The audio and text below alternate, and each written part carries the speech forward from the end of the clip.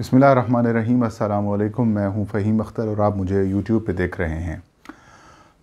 नाज़रीन, आज दो अहम ख़बरें आपके साथ लेके हाज़िर हुआ हूँ। एक ख़बर है इलेक्शन कमीशन ऑफ पाकिस्तान की तरफ से आज एक तकरीब का इनेकाद किया गया और उसके बाद चीफ़ इलेक्शन कमिश्नर ने रिपोर्टर्स के साथ गैर रस्मी गुफ्तगू की और उसमें कुछ अहम बातें बताईं, जिनमें सबसे अहम बात यह थी कि तहरीक इंसाफ के ख़िलाफ़ जो ममनू और फ़ॉरेन फंडिंग का मामला है, इसके ऊपर जो स्क्रूटनी कमेटी है उसने अपनी रिपोर्ट जो है वो मुकम्मल कर ली है और रिपोर्ट इलेक्शन कमीशन को दे दी गई है। रवां हफ्ते एक अहम इजलास बुलाया जाएगा और उसके अंदर फ़ैसले किए जाएंगे कि इस रिपोर्ट के ऊपर क्या हेयरिंग करनी है या नहीं करनी। दूसरी खबर बड़ी अहम है। कल एक तहरीक है हमारी पाकिस्तान डेमोक्रेटिक मूवमेंट, उनका एक अहम इजलास होता है, सरबराही इजलास। मौलाना फजलुर रहमान इसको चेयर करते हैं, नवाज शरीफ हूँ या फिर दीगर मुस्लिम लीग नून के और जमातों के जो रहनुमा हैं उन्होंने शिरकत की और इस इजलास में मौलाना फजलुर रहमान को लॉलीपॉप दिया गया। मुस्लिम लीग नून ने स्मार्टली मूव की और मौलाना फजलुर रहमान को कह सकते हैं कि शायद उन्हें धोखा भी दिया गया। लेकिन लॉन्ग मार्च की तारीख़ का ऐलान कर दिया गया, हुकूमत को 4 महीने मज़ीद दे दिए गए और उसके अलावा जिसके अंदर जो इनसाइड स्टोरीज़ हैं वो आपके साथ हम शेयर करेंगे। आगाज़ इसी खबर से करते हैं।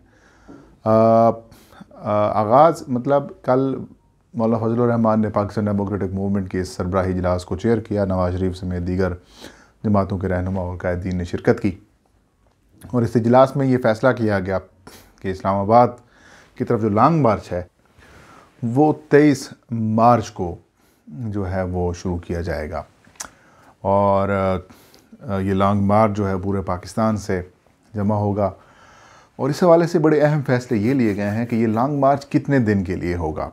जब ये लॉन्ग मार्च इस्लामाबाद पहुँचेगा तब सिर्फ 3 दिन रखे गए हैं कि इस लॉन्ग मार्च को मैक्सिमम 3 दिन तक, हमने अगर धरना भी देना है तो 3 दिन तक रखना है। मुतालबात भी बात की गई है। पहला मुतालबा यही होगा कि इमरान खान रिज़ाइन करें और फौरी तौर पर नए इंतखाबात करवाए जाएं। लेकिन इलेक्शन कमीशन ऑफ पाकिस्तान तैयारियां कर रहा है लोकल गवर्नमेंट इलेक्शंस की और इलेक्शन कमीशन के मुताबिक जो 2022 का साल है वो लोकल गवर्नमेंट का साल है, लोकल गवर्नमेंट इलेक्शंस का साल है, क्योंकि खैबर पख्तूनख्वा में तब तक मरहला मुकम्मल हो जाएगा। उसके बाद बारी है सिंध, खैबर बलूचिस्तान और इस्लामाबाद की और उसके बाद पंजाब की।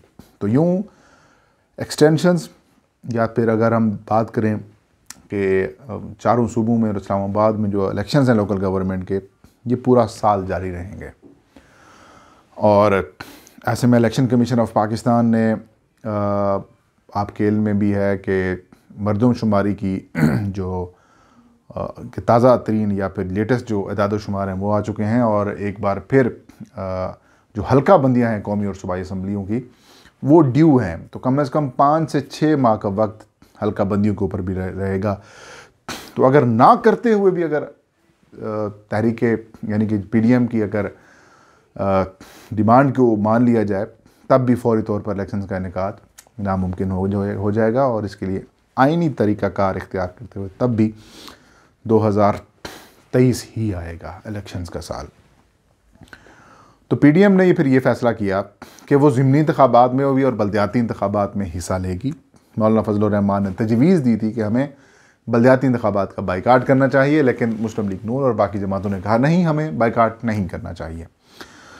तो मौलाना फजलुर रहमान को इसके ऊपर भी पसपाई हुई। फिर मौलाना फजलुर रहमान ने यह कहा कि हमें असम्बलियों से इस्तीफ़े दे देने चाहिए। उसके ऊपर पीपल्स पार्टी तो ज़ाहिर है और ANP PDM में अभी हिस्सेदार नहीं है या फिर अब वो इसका हिस्सा नहीं है। तो इसके ऊपर मुस्लिम लीग नून क्योंकि ख़ुद असम्बलियों से रिज़ाइन करने के लिए वो तैयार नहीं है और उसकी कोशिश यही है कि इस सारे मामले को लिंगारान किया जाए और मौलाना फजलुर रहमान को मतलब ये कि उनको मज़ीद इस मामले में इंगेज किया जाए।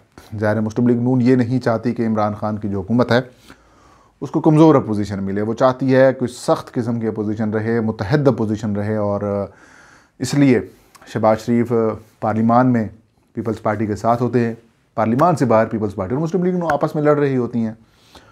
तो मुस्लिम लीग नून ने फिर एक तजवीज़ दी और वो ये तजवीज़ दी कि क्यों ना हमें पीपल्स पार्टी और अवामी नेशनल पार्टी से भी बात करनी चाहिए। अगर हम असम्बलियों से इस्तीफ़े दें तो फिर मुतहिद होकर दें और मुतफ़िका तौर पर दें, ताकि फिर उसका इम्पैक्ट आ सके कि नए इंतखाबात की राह हमवार हो सके। लेकिन अगर ये रिज़ाइन कर भी देते हैं तब भी नए इंतखाबात की राह हमवार नाज़रीन इसलिए नहीं होती क्योंकि एक आइनी अबहाम पैदा हो जाएगा। हल्का बंदियाँ ड्यू हैं, कमीशन को 5 से 6 माह दरकार होंगे। तो ऐसे में जिस तरह से मैंने पहले जवाब बताया कि क्यों ड्यू पॉसिबल नहीं है, तो यूँ एक बड़ी वजह ये भी है। और मुस्लिम लीग नून ने उनको इंगेज करने के लिए वक्त दिया, मौलाना फजलुर रहमान मान गए। लेकिन फ़ैसला ये हुआ कि 23 मार्च को 2022 को हर हाल में लॉन्ग मार्च इस्लामाबाद की तरफ आएगा और इसके लिए फंड्स और बाकी मामलात और सारे तैयारियां की जा रही हैं। और इम्कान ये भी ज़ाहिर किया जा रहा है कि शायद 23 मार्च के लॉन्ग मार्च के वक्त नवाज़ शरीफ पाकिस्तान में भी आ जाएं। ये सरप्राइज़ हो सकता है मुस्लिम लीग नून या फिर पाकिस्तान डेमोक्रेटिक मूवमेंट की तरफ से। बातचीत इसके ऊपर चल रही है, लेकिन हतमी फ़ैसला बाद में किया जाएगा। कुछ हल्कों में तजवीज़ ज़ेर गौर है कि नवाज़ शरीफ वतन वापस आएँ, वो इस लॉन्ग मार्च को लीड करें मौलाना फजलुर रहमान के साथ और हुकूमत को टफ़ टाइम दें। बहरहाल हतमी फ़ैसला इसके ऊपर होगा। लेकिन कल के इजलास में इख्तलाफात भी थे और लेकिन इत्तफ़ाक़ राय से तमाम तर फैसले बाद में कर लिए गए और उनमें से इत्तफ़ाक़ राय में यही अहम फ़ैसले हुए हैं कि 23 मार्च 2022 को लॉन्ग मार्च आएगा। 3 दिन के लिए लॉन्ग मार्च होगा। मुतालबात ये रखे जाएंगे और मौलाना फजलुर रहमान उसको लीड करेंगे और इस्तीफ़ों के ऊपर पीपल्स पार्टी के और ANP के साथ मुस्लिम लीग नून बात करेगी। दूसरी खबर की जानिब नाज़रीन बढ़ते हैं। इलेक्शन कमीशन और वफाकी हुकूमत के दरमियान जो इख्तलाफात हैं वो नए नहीं हैं, बल्कि बड़े अब तो पुरानी खबरें होती जा रही हैं इख्तलाफात वाली। लेकिन हुकूमत की जानिब से जो एक EVM के ऊपर अपनी वज़रा की कमेटी बनाई गई थी, उस कमेटी ने अप्रूवल्स दी हैं इलेक्ट्रॉनिक वोटिंग मशीन और आई वोटिंग के हवाले से कि उनकी जो फरहमी है वो किन किन तारीख़ों में होगी, प्रोडक्शन कहाँ से होगी, टेंडर्स क्या होंगे, जो टाइम लाइन्स हैं उनकी वो उनकी अप्रूवल दे दी गई है। और इन अप्रूवल्स को के ऊपर इलेक्शन कमीशन ऑफ पाकिस्तान का भी रिएक्शन आया है और आज chief election commissioner Sikandar Sultan Raja ने सहाफ़ियों से गैर रस्मी मुलाकात की है। एक मीटिंग हुई आज, बल्कि एक तकरीब हुई नेशनल वोटर डे के ऊपर।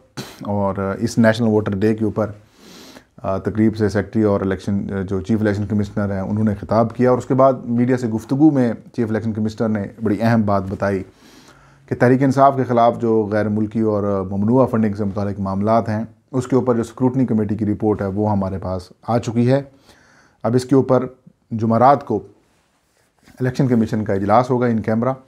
इस इजलास में ये जो रिपोर्ट है, जो सील्ड रिपोर्ट है, ये पेश की जाएगी और इसका जायज़ा लिया जाएगा और जायज़ा लेने के बाद एक बाज़ाब्ता इस मामले के ऊपर समाअत की जाएगी और समाअत में तहरीक इंसाफ को नोटिस जारी किए जाएंगे। तहरीक इंसाफ के ख़िलाफ़ दरख्वास्त गुजार अकबर एस बाबर उनको नोटिस जारी किए जाएंगे और उनके सामने ये जो रिपोर्ट है इसको खोला मतलब पब्लिक किया जाएगा और उस रिपोर्ट की रोशनी में PTI से जवाब मांगा जाएगा, फिर अकबर एस बाबर से, फिर दलाइल दिए जाएंगे और उसके बाद इलेक्शन कमीशन फ़ैसला करेगा।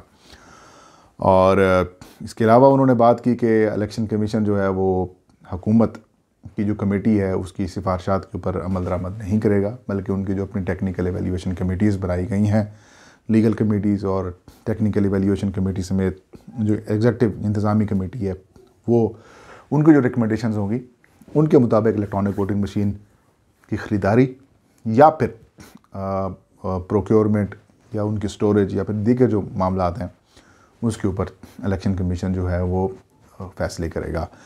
चीफ इलेक्शन कमिश्नर ने बताया कि हुकूमत के साथ हमारा कोई इख्तलाफ नहीं है, हम कोशिश कर रहे हैं। इलेक्ट्रॉनिक वोटिंग मशीन का कमेटी बना दी है हमने, 4 हफ्तों का उनको वक्त दिया गया है, वो उनके ऊपर काम भी कर रही है कमेटी और कमेटी को कहा गया है कि आपने 4 हफ्तों के अंदर जो सबसे सिक्योर मशीन हो उसकी रिकमेंडेशन करें ताकि फिर हम उसको ट्रायल करें और ट्रायल के बाद इसको जनरल इलेक्शन 2023 के लिए अगर इस्तेमाल करें तो वो इस्तेमाल करेंगे। तो उनसे सब सवाल ये हुआ, कुछ जो लोग मेरे उन्होंने बताया कि इंडिया भी कई साल से इलेक्ट्रॉनिक वोटिंग मशीन इस्तेमाल कर रहा है। तो चीफ इलेक्शन कमिश्नर ने कहा कि जो भारतीय इलेक्ट्रॉनिक वोटिंग मशीन है हम उसका भी जायज़ा ले रहे हैं। बहरहाल ये एक एवेल्यूएशन प्रोसेस है, हम इसको कर रहे हैं और टेक्नोलॉजी के हम फेवर में हैं, लेकिन हम इसकी मुखालफत नहीं कर रहे। बाद में हुकूमती तर्जुमान फवाद चौधरी ने भी कहा कि जो इलेक्शन कमीशन ऑफ पाकिस्तान ने टेक्निकल एवेल्यूएशन कमेटीज़ बनाई हैं, उस फैसले को हम जो है वो सराहते हैं और इलेक्शन कमीशन ऑफ पाकिस्तान को किसी किस्म की मावनत की ज़रूरत है हम देने को तैयार हैं। नाज़रीन, ये थी आज की वीडियो। इंशाल्लाह नेक्स्ट वीडियो में नई खबर नए इशू के साथ मैं हाजिर हूँगा। तब तक मुझे इजाज़त दीजिए। अपना और अपने चाहने वालों का बहुत सारा ख्याल रखें। अल्लाह हम सबका हामी नासिर हो।